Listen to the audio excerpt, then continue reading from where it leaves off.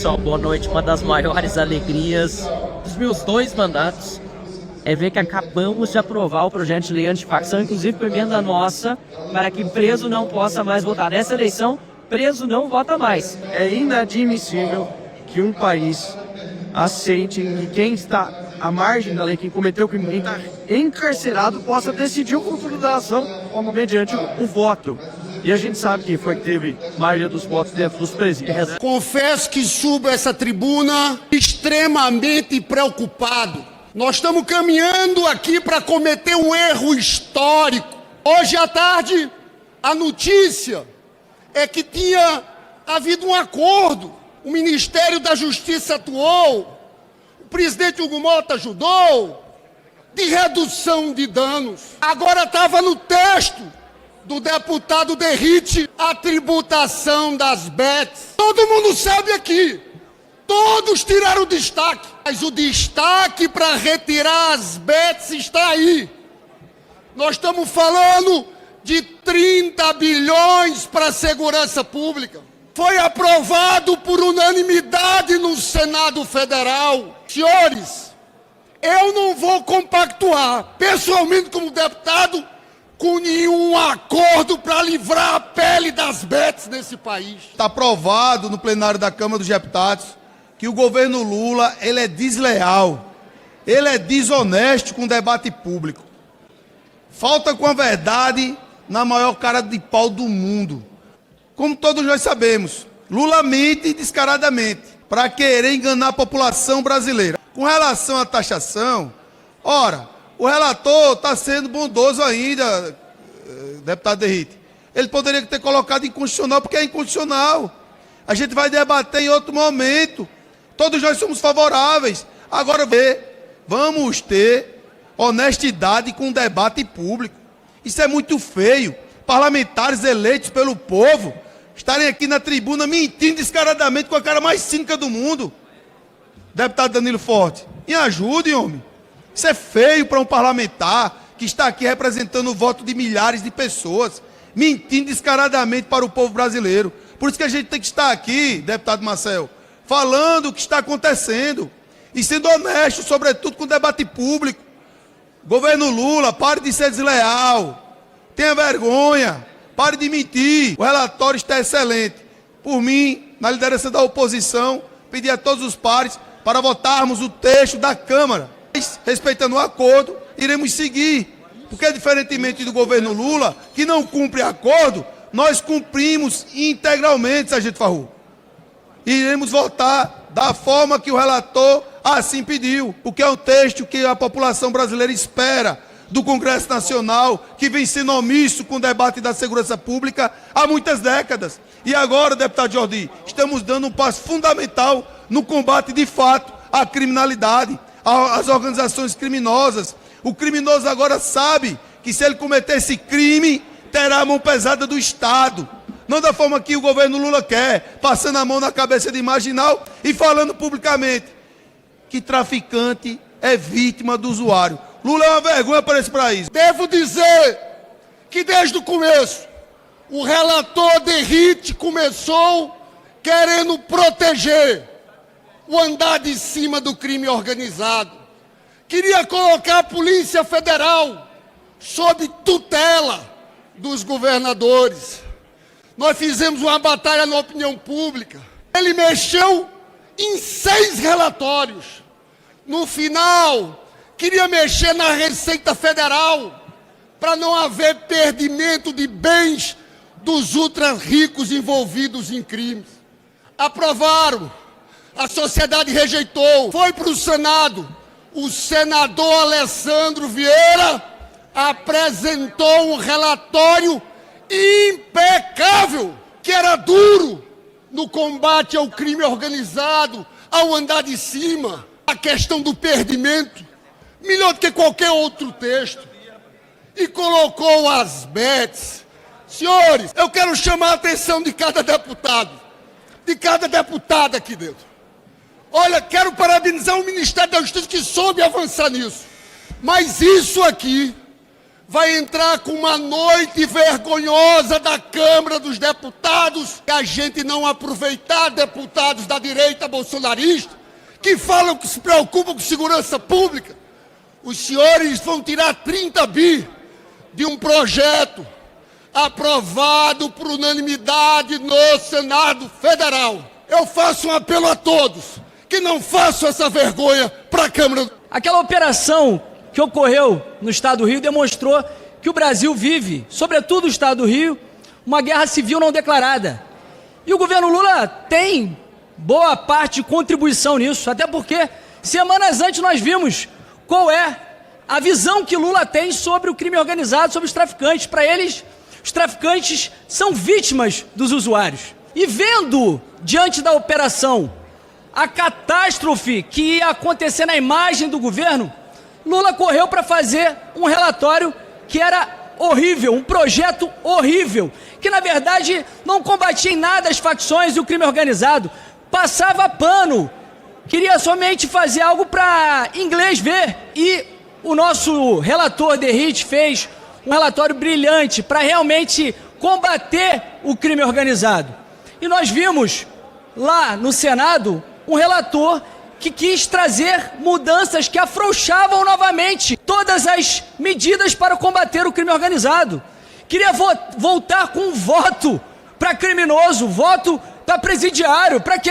Evidentemente, para beneficiar o ex-presidiário descondenado Lula.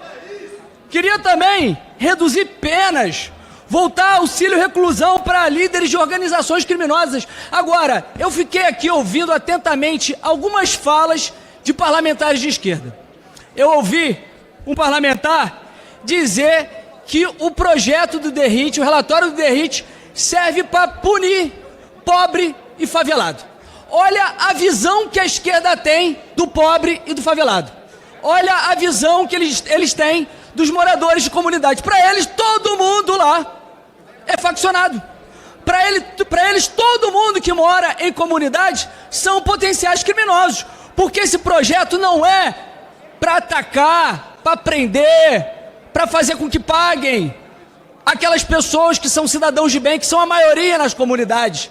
É para prender faccionado, para prender pessoa do Comando Vermelho, do Terceiro Comando Puro, de milícias, que colocam terror e pânico nas pessoas que moram nas comunidades. Você sabe quem é que está feliz com esse relatório do Derrite? Não somos só nós. É, sobretudo, a senhora que mora na comunidade. É o estudante que muitas vezes não pode ir em outra comunidade que é dominada por outra facção. Parabéns, Derrite, vamos aprovar aqui e o governo Lula não tem nenhum mérito nisso. E agora nós temos uma outra notícia também importantíssima, porque você vai ver agora, pessoal, olha só, vazamentos comprovam uma grande influência dos ministros do Judiciário sobre todo o sistema, tanto sobre o parlamento, ali os deputados e senadores, mas também até sobre o executivo. Acabou de vazar, quem vazou isso foi a revista Veja, e isso está causando um pânico ali em Brasília. O Deltan Dallagnol, o procurador ali da Lava Jato, vai trazer isso aqui para nós.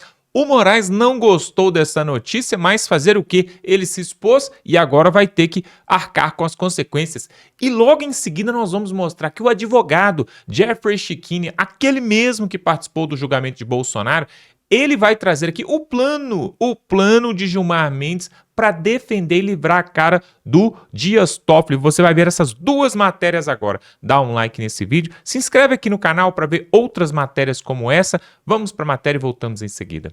Vazamentos explosivos expõem esquemas de influência no judiciário. Gente, presta atenção, porque o que eu vou revelar agora para você vai abrir os seus olhos para como o judiciário brasileiro realmente funciona nos bastidores. A Veja publicou duas reportagens explosivas que expõem esquemas de influência política sobre magistrados. E os nomes envolvidos vão chocar você. Moraes, Temer, Sérgio Cabral, Rodrigo Bacelar. Bora lá que isso aqui é muito sério. Primeiro caso, Cabral e o esquema que funcionou. Olha comigo aqui o que diz a revista Veja. Polícia Federal acha mensagens de Sérgio Cabral e Rodrigo Bacelar sobre favores no judiciário do Rio de Janeiro. Gente, a Polícia Federal encontrou conversas de WhatsApp que mostram exatamente como que funciona o tráfico de influência no judiciário. Dá uma olhadinha aqui comigo no que diz esse trecho aqui da reportagem. Ó. Em maio de 2025, por exemplo, Cabral pediu que Bacelar recebesse a sua advogada para uma conversa sobre situação de improbidade na 6ª Câmara de Direito Público do TJ do Rio de Janeiro. Muito importante para mim, fez questão de dizer Cabral. Quem é Bacelar? Rodrigo Bacelar era até então presidente da Assembleia Legislativa do Rio de Janeiro, foi afastado, foi preso no começo de 2025 por suspeitas de vazamento de uma investigação sigilosa exatamente do Judiciário. E vejam, a advogada do Cabral não está buscando aqui o desembargador, está buscando não, o presidente da Assembleia Legislativa. Cabral, gente, estava sendo julgado por improbidade. Ele queria que o julgamento fosse retirado de pauta, ou seja, não fosse julgado, fosse suspenso o caso dele. E aí, ele usou não a advogada perante o judiciário, ele usou a influência de Bacelar, presidente da Alerj, para conseguir isso.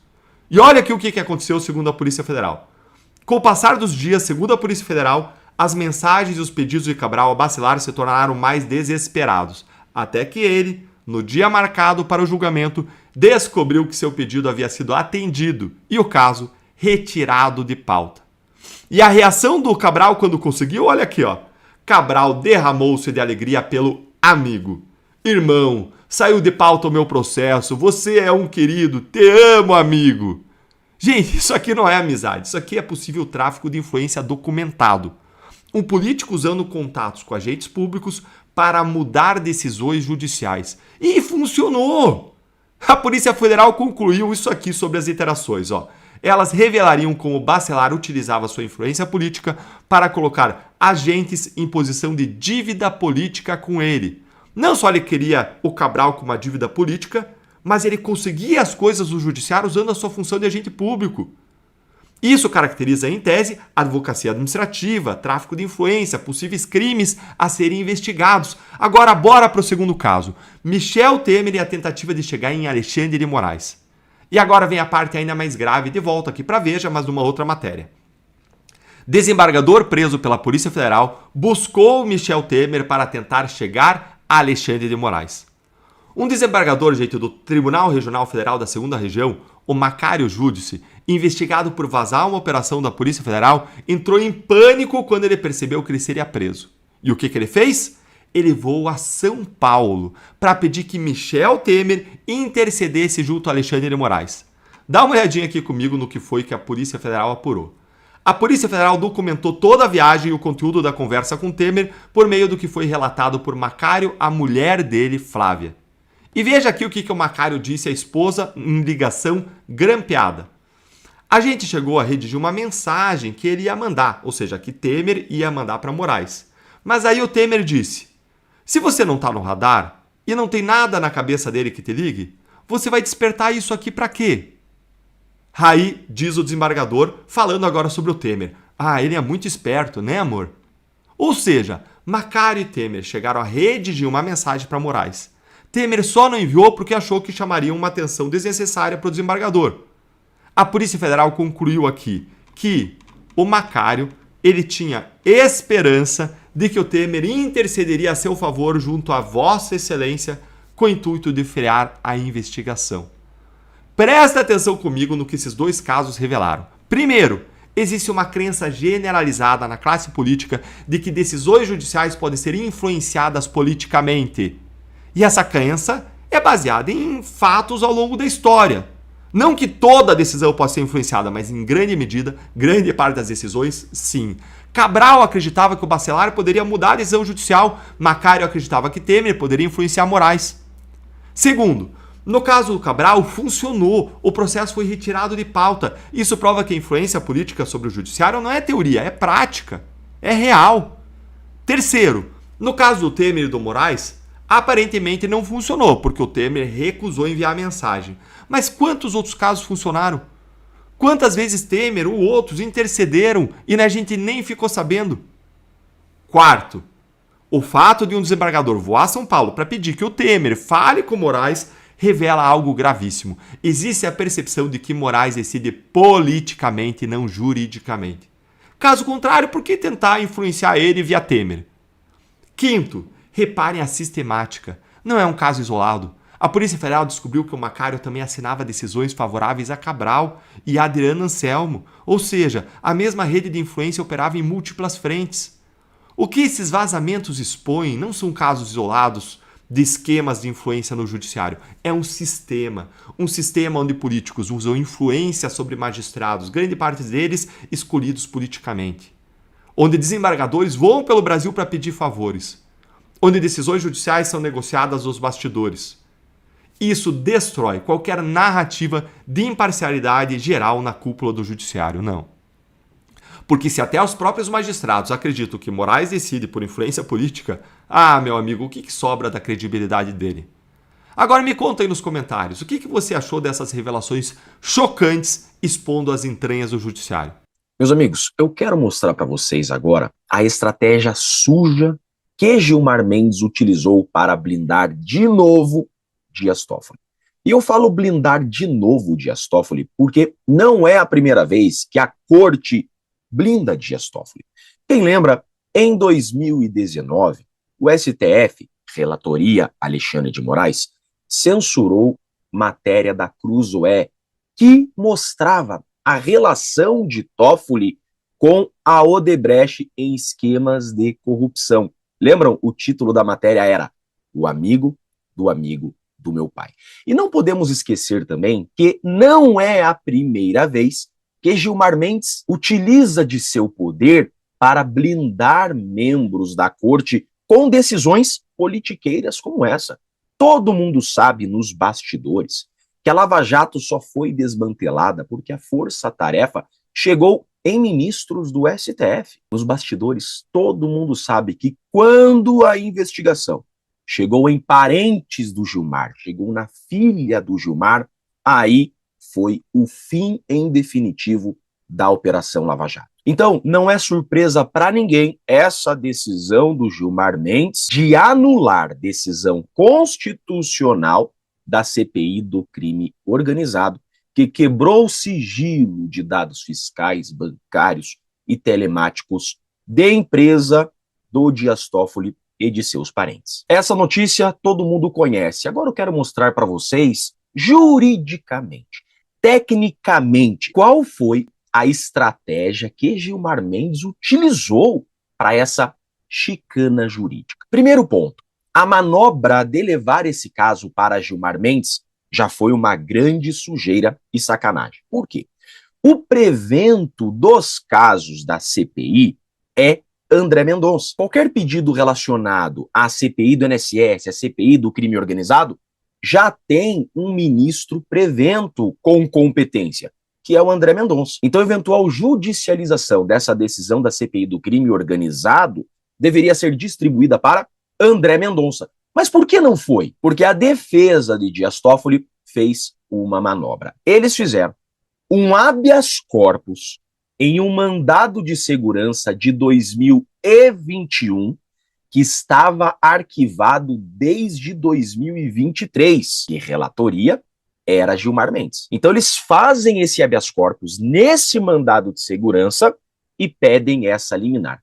Gilmar Mendes desarquiva esse mandado de segurança. Imaginem só, um mandado de segurança arquivado em 2023. Gilmar desarquiva esse mandado de segurança e dá essa canetada inconstitucional, violando a Constituição, violando a independência do Congresso, driblando a competência do André Mendonça e beneficiando de forma descarada Dias Toffoli e seus parentes. Agora, quais os fundamentos que Gilmar Mendes utilizou? Eu pontuei os principais e vou explicar para vocês, tá? Sem juridiquês, como vocês sabem que é de costume.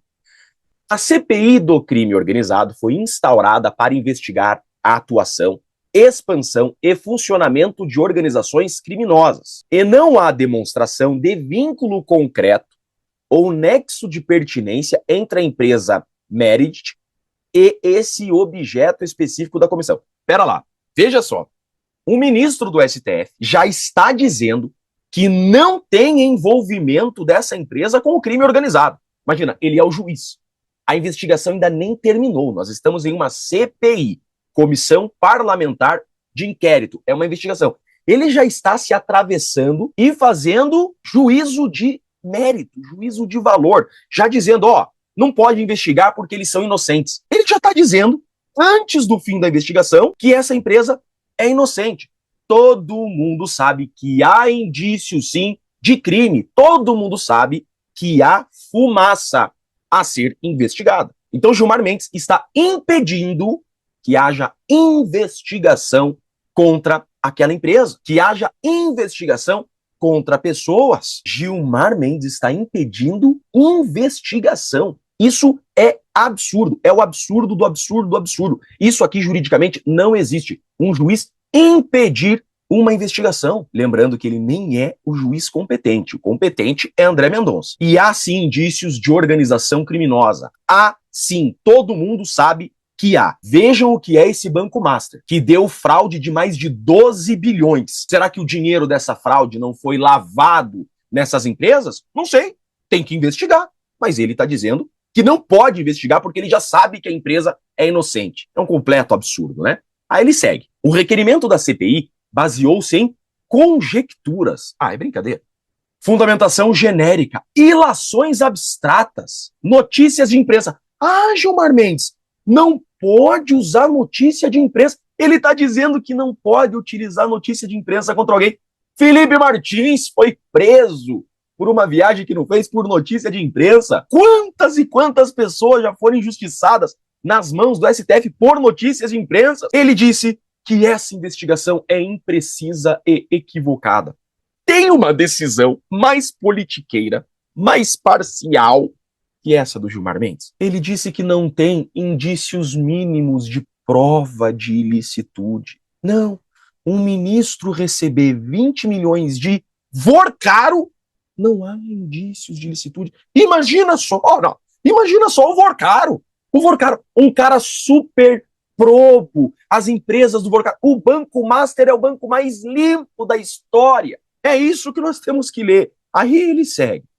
Quebras de sigilo envolvem restrição a direitos fundamentais. Prisão também. Vocês prendem pessoas injustamente e tudo bem. Exigindo adequação e proporcionalidade da medida, requisitos não atendidos. Pera lá, Gilmar.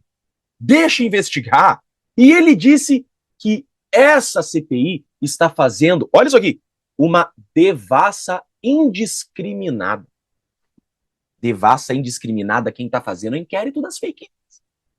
Que desde 2019 está fazendo devassa indiscriminada na vida de inocentes, fazendo perseguições políticas. Isso é devassa indiscriminada. O ministro da Suprema Corte receber 20 milhões do Banco Master é um tapa na cara do cidadão de bem, trabalhador, pagador de imposto, pagador do salário de vocês. Aí ele segue. Qualquer produção probatória em fatos desconexos ou alheios a ato de instauração da CPI. Não. A CPI é CPI do crime organizado. Esse troço é crime organizado. Não tem fato desconexo nenhum aqui. É investigação de crime organizado, sim. Quem lembra do repórter que foi na casa da cunhada do Dias Toffoli, que a coitada mora numa casa simples de trabalhador e é dona do Taiaiá? Fato desconexo com organização criminosa? Aí ele encerra dizendo que essa CPI tem que investigar facções criminosas. Se deixar investigar um pouquinho mais, Gilmar Mendes. Fato é que essa decisão do Gilmar é uma nojeira. Isso aqui não existe. Um habeas corpus em um mandado de segurança. Absurdo.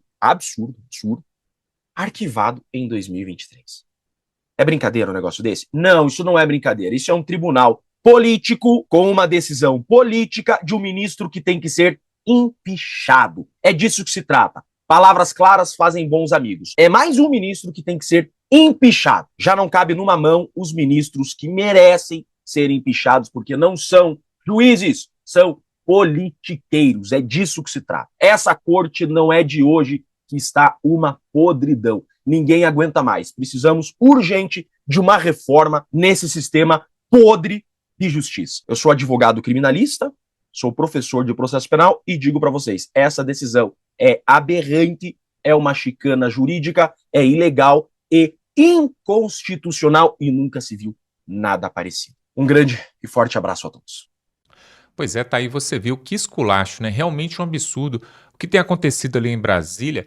Os ministros, há tempo atrás, né, o próprio Gilmar Mendes mesmo, há tempo atrás a gente via quantos prisioneiros, né, até processados ali, que foram qualificadamente processados, e o Gilmar Mendes dava ali absorção ali e liberava, né? Inclusive o Gilmar Mendes tinha a fama ali de soltar presos, né? Era o que falavam ali em Brasília. E agora está acontecendo um pouco diferente, porque ele tem blindado os próprios colegas, né? E aí o advogado Jeffrey Chikine citando aí, olha a forma que eles usam para poder se autoprotegerem, porque amanhã ou depois pode ser o próprio Gilmar Mendes aí que caia numa malha fina aí, né, do sistema, né, e alguém vai ter que protegê-lo. Então, uma mão lava a outra, digamos assim. E essa questão do Moraes aí, vazamentos estão todos os dias, está acontecendo vazamentos. Ora pela imprensa, ora pelo Ministério Público, ora pela Receita Federal, como aconteceu no caso dos dados aí do próprio Moraes mesmo, da sua esposa. E esses dados são vazados e parece que nada acontece no Brasil, né? Mas nós estamos tendo ali a CPMI do INSS e todos os dias eles têm relatado ali, têm colocado os podres e os absurdos envolvendo filho de Lula, filho do Lewandowski, que recebeu ali uma bolada, os irmãos do Toffoli, esposa de Moraes e outras pessoas mais vão surgindo. Inclusive nós colocamos aqui um vídeo onde ali o relator da CPMI do INSS cita a Leila ali do próprio Palmeiras, né? A presidente do Palmeiras, que também é dona do Banco Crefisa e que esse Crefisa também estaria enrolado ali com os descontos dos aposentados, com empréstimos consignados e também sendo investigado na CPMI do INSS. Ou seja, parece que no Brasil, para todo lado que você vai, para todo lado que você tenta correr, tem corrupção. Pessoal, o que existe pior nesse país é a corrupção. Não, é que nós não temos terremoto, nós não temos furacão, nós não temos tempestade de neve, nós não temos terrorismo, como tem, por exemplo, lá no Oriente Médio, as guerras que tem no Oriente Médio, ou o próprio terrorismo que acontece em alguns países, como aconteceu nos Estados Unidos. Não temos nada disso aqui, mas nós temos uma praga, uma peste, que é essa tal dessa corrupção. Será que essa corrupção ela vem por causa de como o Brasil foi colonizado lá atrás, através da escravidão? Então, uma forma de sair da escravidão seria corrompendo o sistema? Será que é isso que as pessoas têm em sua cabeça? Será que não tem um cidadão nesse país que pensa assim, não, através do trabalho, através do estudo, através da minha dignidade, eu posso conseguir chegar aonde eu quiser? É um grande absurdo que nós vemos ali no judiciário, pessoal. Quando a gente via a Suprema Corte do Brasil, há anos atrás, eles com as togas ali, todo cheio de pompas, a gente sempre pensou o seguinte, nossa, esses homens aí, ó, estudaram, fizeram advocacia, estudaram direito, depois eles estudaram para ser juiz, passaram num concurso dificílimo, depois foram indicados pelo seu alto conhecimento jurídico, né, alto saber jurídico, mas não, nós vemos que na verdade é tudo uma marmelada, são amigos do rei, né, como se dizem. Ali tem ex-advogado do Lula, ex-advogado do PT, e aí eu estou falando do próprio Dias Toffoli e do Zanin. Tem amigo de Lula que participou lá daquela quebradeira, daquela confusão que teve lá na época do regime militar e foram presos. Por exemplo, o Flávio Dino também é dessa época, já era amigo do Lula há muito tempo. E aí a gente vê essa trupe comandando o nosso país. É por isso, pessoal, que toda semana é um imposto novo, toda semana a gente vê um golpe novo, um escândalo novo. Agora mesmo, né, o Fernando Haddad, aí, ministro da Fazenda, né, ou desministro, como você queira, acabou de colocar mais uma taxação pesada aí agora sobre os eletrônicos, celulares, notebooks. Tudo isso para poder pisar no pescoço da garganta e se vingar, porque eles voltaram para se vingar. E qual que é a forma de vingar do povo? Aumentando os impostos, né? Aumentando as tarifas. E outra coisa também, o que a gente nota, o PT tem mais de 18 anos de poder, mais de 18 anos. Depois de 18 anos no poder, você ainda colocar a culpa em qualquer coisa no país, no Bolsonaro, no Nicolas Ferreira, no Donald Trump, aí é brincadeira, né? O partido que governou esse país nas últimas 2 décadas, podemos colocar assim, porque teve um pequeno intervalo do Jair Bolsonaro, onde nesse pequeno intervalo ainda foi dividido ainda por uma pandemia. Ou seja, na verdade, os últimos 20 anos, tudo o que acontecer no Brasil é responsabilidade do PT. Então o Lula não pode reclamar que o povo está desempregado, ele não pode reclamar que não tem saneamento básico, ele não pode reclamar da inflação, o Lula não pode reclamar de segurança pública, nada disso. Tudo que o PT apontar de problema e de defeito na saúde, educação, segurança pública, dinheiro, emprego, é culpa deles mesmo. Porque imagine, eu te dou um país para você governar e você fica 20 anos na frente desse país. Depois de 20 anos, o que acontecer, a culpa é sua, a responsabilidade é sua, 100%, 100%. E isso prova também, a prova disso é que, durante o governo de Jair Bolsonaro, as estatais davam lucro. Lucro. Sabe o que é lucro? Os Correios davam lucro. Né? Nós tínhamos ali a Itaipu dando lucro, nós tínhamos o Banco do Brasil, o BNDES, todas as estatais estavam crescendo, porque havia uma administração de forma coerente, de forma enxuta. Foi só o PT assumir, começou a quebradeira, começou greve na Petrobras, começou greve nos Correios, começou a estourar um tanto de escândalo. Esses escândalos todos aí do INSS, do BNDES, isso aí não aconteceu na época do Jair Bolsonaro? Será que estava escondido? Será que ninguém sabia? Pois é. E outra coisa, se você for olhar para outros números também, é tudo um absurdo. Por exemplo, o número de desmatamentos na floresta amazônica cresceu absurdamente no governo do PT. O número, por exemplo, de invasão dos sem terra, aqueles sem o que fazer, sem vergonha, que invade a terra dos outros, propriedade privada, quase que dobrou com o governo de Lula.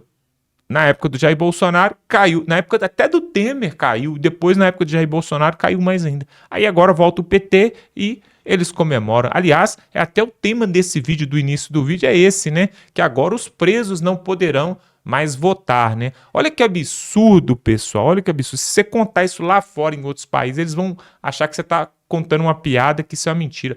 Preso no Brasil, até outro dia, votava. Ia lá, votava. Preso no Brasil, alguns ainda recebem ainda até um auxílio do governo para ficar preso. Tudo isso acontece num país que é governado por um sistema que quer acabar com a paz da população, que quer socializar uma coisa que não existe. Até os países, todos os países que você olhar e que implementaram comunismo, socialismo, não deram certo. Aí você vai falar assim, mas e a China? A China não é comunista. A China não é comunista.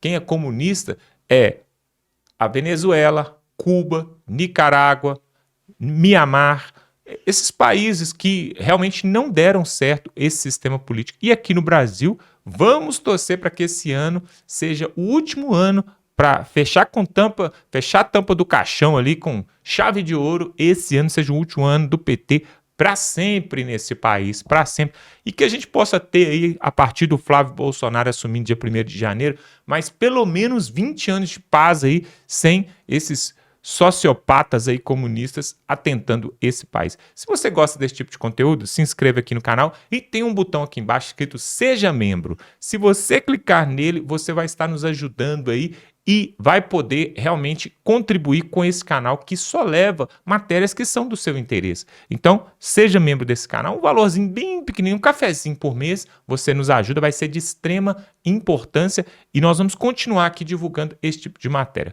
Dá um like neste vídeo e estamos juntos.